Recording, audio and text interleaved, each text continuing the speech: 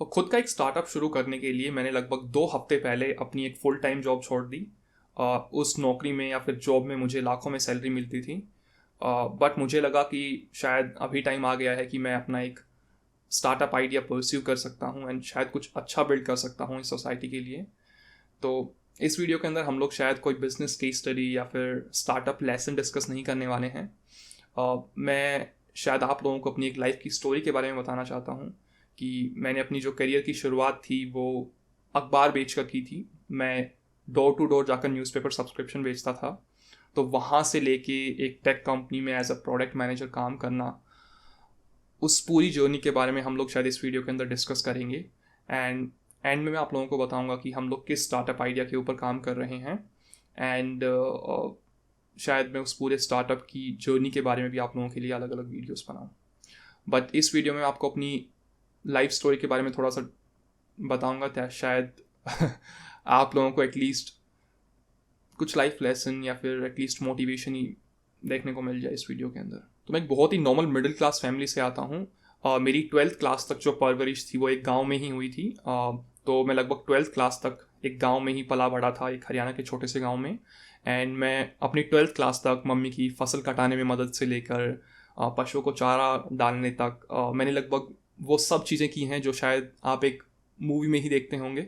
But 12th class में जाने के बाद मेरे जो पापा हैं, लकीली उनको रियलाइज़ हुआ कि यहाँ पर कुछ ज़्यादा बड़ा नहीं कर पाएगा ये लड़का और यहाँ पर कुछ ज़्यादा फ्यूचर भी नहीं है। तो उन्होंने लकीली मुझे ग्रेजुएशन के लिए दिल्ली यूनिवर्सिटी में मेरा एडमिशन करवा दिया।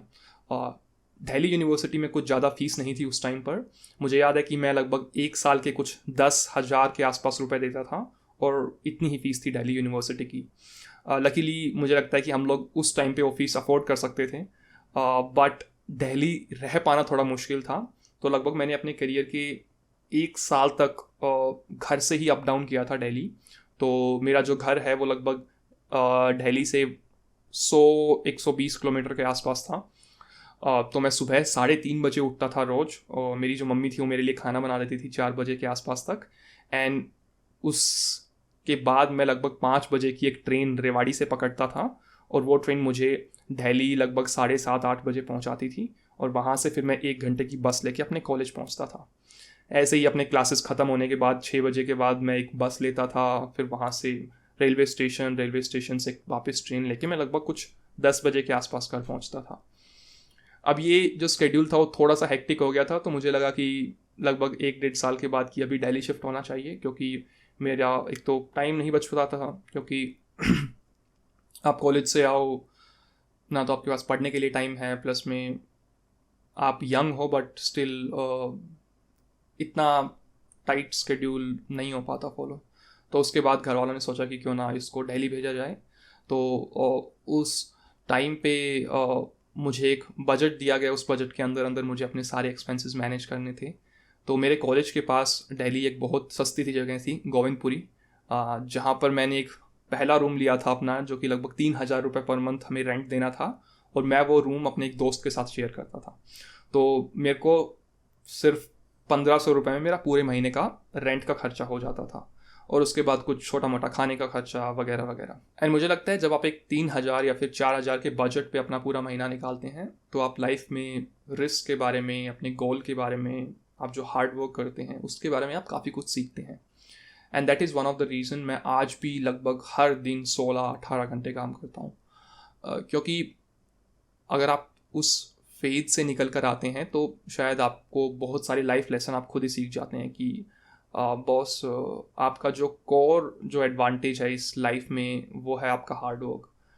आप किसी भी डोमेन में जाएंगे, अगर आप मेहनत करते हैं, अगर आप सही लोगों के साथ रहते हैं, तो आप सक्सेसफुल हो जाएंगे बाय डिफ़ॉल्ट। और भी काफ़ी सारे फैक्टर होते हैं वैसे तो, बट मुझे लगता है जो मेहनत है, जो हार्ड वर्क है, वो हर सक्सेसफुल पर्सन का जो कोर है उसके अंदर लाई करता है। उसके बाद ग्रेजुएशन के फाइनल ईयर तक मैं थोड़ी अच्छी जगह पर शिफ्ट हुआ। उसके बाद कैट की प्रिपरेशन की। उसके बाद मैंने न्यूज़पेपर सब्सक्रिप्शन बेचे थोड़े से वडोदरा में लगभग 3 महीने तक, जहाँ पर लगभग मैंने 5,000 से ज़्यादा दरवाज़ों पर दस्तक दी होगी। तो मैं डोर टू डोर जाकर नॉक करता था और पूछता था कि आपके यहाँ पे न्यूज़पेपर कौन सा आता है, आप ये इंग्लिश न्यूज़पेपर क्यों नहीं लगवाते हैं, मैं पूरे साल का सब्सक्रिप्शन आपको दे के जाऊँगा, वगैरह वगैरह। और लगभग मैंने कुछ 5,000 के आसपास कुछ दरवाजे खटखटाए होंगे। बट आई थिंक वहाँ से मुझे काफ़ी कुछ सीखने को मिला, सेल्स के बारे में, मार्केटिंग के बारे में, लोगों से कैसे बातचीत करनी है। मैं काफ़ी इंट्रोवर्ट था, बट वहाँ से काफ़ी कुछ मेरा कम्युनिकेशन स्किल डेवलप हो गया, लोगों से कैसे बातचीत करना है, कैसे लोगों को बेचना है, वगैरह वगैरह। एंड मुझे लगता था कि शायद सेल्स उतनी इंपॉर्टेंट नहीं होगी लाइफ में, बट नाउ आई रियलाइज़ कि सेल्स लाइफ में एक काफ़ी अच्छी इंपॉर्टेंट स्किल है, जो अगर आप डेवलप कर लेते हैं तो आप लगभग हर दूसरी स्किल में आपको उसकी रिक्वायरमेंट होती है, क्योंकि आप लगभग अपने आप को हमेशा बेचते हैं। अगर आप एक इंटरव्यू देते हैं तो वो भी एक तरीके का सेल्स है, अगर मैं ये वीडियो बनाता हूँ तो ये भी एक तरीके का सेल्स है। लगभग हर चीज़ में किसी ना किसी एंगल पे कुछ सेल्स के स्किल की रिक्वायरमेंट होती है। समवॉट MBA किया, एक लोन लिया और चीज़ें काफ़ी अच्छी चल रही थी। MBA के बाद हुआ कोविड-19 एंड कोविड-19 के टाइम पे जॉब्स वगैरह कुछ खास बची नहीं थी। तो मैंने एक फार्मेसी कंपनी में लॉजिस्टिक का काम देख लिया। तो वहाँ पर बेसिकली उनको एक कोटी मार्केट है हैदराबाद के अंदर, वहाँ पर जाकर आपको मेडिसिन पिक करके ट्रक में लोड करके वापस कंपनी के अंदर भेजनी होती थी। तो मैं वो काम करता था, मेरे साथ 2-3 लोग और भी थे। तो हम लोग मेडिसिन को पिक करते थे, लोड करते थे और भेजते थे। मुझे लगता है मैंने अपने करियर का सबसे ज़्यादा जो मुश्किल या फिर हार्ड वर्क है वो उसी टाइम किया है, क्योंकि उस टाइम मैं सुबह जाता था लगभग 9 बजे के आसपास उस मार्केट में, और रात को लगभग 11:30-12 बजे के आसपास हम लोग काफ़ी बार फ्री होते थे।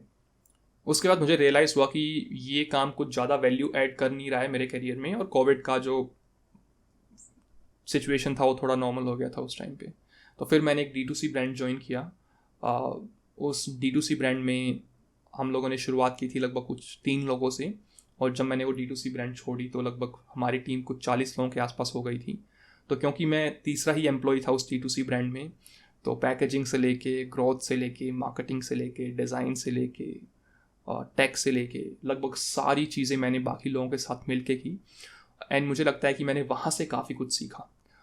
उसके बाद मुझे लगा कि चलो अभी D2C ब्रांड में काफ़ी काम हो गया है, तो फिर मैंने एक टेक कंपनी में अप्लाई किया। लकीली गमलेट में मेरा सिलेक्शन हो गया। एंड मुझे लगता है कि गमलेट में मैंने बहुत कुछ सीखा है। लोग बहुत प्यारे थे गमलेट में, सपोर्टिव थे। बट जिस टाइम मैं गमलेट में काम कर रहा था उस टाइम मुझे रियलाइज़ हुआ कि एक प्रॉब्लम है जो कि पर्सनली मुझे काफ़ी अट्रैक्ट कर रही थी। तो जिस टाइम मैं गमलेट में डॉक्यूमेंटेशन लिख रहा था एक टेक प्रोडक्ट की, उस टाइम मुझे रियलाइज़ हुआ कि मुझे बार बार स्क्रीनशॉट लेने पड़ रहे हैं एक स्क्रीन के, और फिर उनको पेस्ट करना पड़ रहा है उसके नीचे, फिर मुझे टेक्स्ट लिखना पड़ रहा है। तो ये बहुत ही इनएफिशिएंट प्रोसेस है। देन मुझे रियलाइज़ हुआ कि क्यों ना मैं सारी इमेजेस को एक दूसरे के ऊपर स्टैक करके एक छोटे से फ्रेम के अंदर डाल के उसके ऊपर टेक्स्ट एनोटेशन भी लगा दूँ, और जब भी कोई उस टेक्स्ट एनोटेशन पे क्लिक करे तो वो इमेजेस चलती रहें। That was the idea. And मुझे लगा कि शायद इसमें क्या ही स्पेशल है। बट जैसे ही मैंने उस आइडिया के ऊपर और सोचना शुरू किया और कुछ अर्ली थॉट्स मैंने लाने शुरू किए, उसको वैलिडेट किया, काफ़ी लोगों से बातचीत की, तो सब लोगों के साथ वो सेम प्रॉब्लम थी। एंड वो जो सोल्यूशन था वो सच में उस प्रॉब्लम को सॉल्व कर सकता था। तो उसके बाद मैंने डिसाइड किया कि बॉस, जॉब करने के लिए मेरे पास पूरी लाइफ पड़ी हुई है, बट जो स्टार्टअप का जो अपॉर्चुनिटी होती है वो आपकी लाइफ में बहुत कम आती है। देन मैंने मेरे भाई से बात की जो कि बैक एंड डेवलपर है। तो मैंने बोला कि बॉस, ये प्रोडक्ट बनाना है हमें, एंड मुझे हेल्प चाहिए होगी तुम्हारी, बिकॉज अकेले मैं प्रोडक्ट बना नहीं पाऊंगा और मुझसे हो भी नहीं पाएगा, टू बी वेरी फ्रैंक।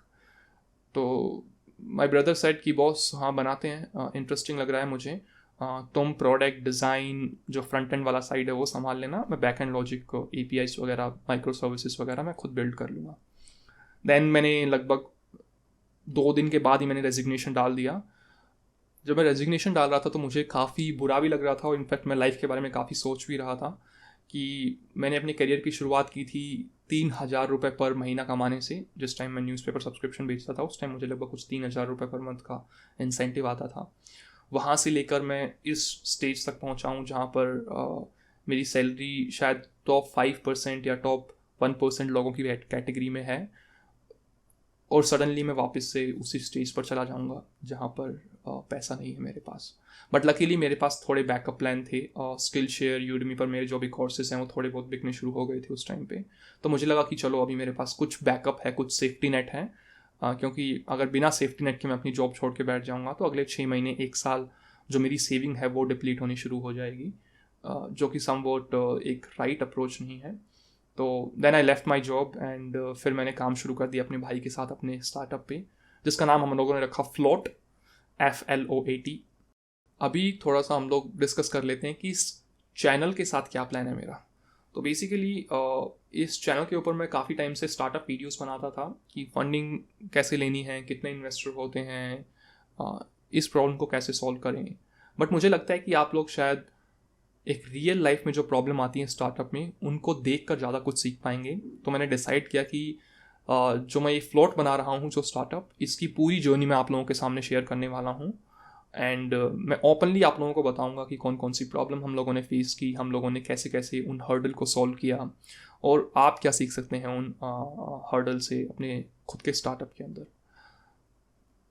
तो मैं openly so called build in public वाला अप्रोच यूज़ करने वाला हूँ फ्लोट को बनाते वक्त। एंड मैं ओपनली इस चैनल के ऊपर लगभग 4 से 5 वीडियोस बनाऊंगा 2 महीने की जर्नी में, और उन वीडियोस की लेंथ होगी लगभग 20 मिनट के आसपास। तो हर वीडियो लगभग 15 से 20 मिनट का होगा। एंड मैं उन सब वीडियोस के अंदर आप लोगों को बताऊंगा कि हम लोगों ने कैसे शुरुआत की, कैसे हम लोगों ने डिज़ाइन वाले पार्ट को हैंडल किया, कैसे हम लोगों ने टेक वाले पार्ट को हैंडल किया, कौन कौन से हर्डल आए हमारे पास एक स्टार्टअप को बिल्ड करने के लिए। और मैं शायद सभी चीज़ें आप लोगों के सामने शेयर करने वाला हूँ।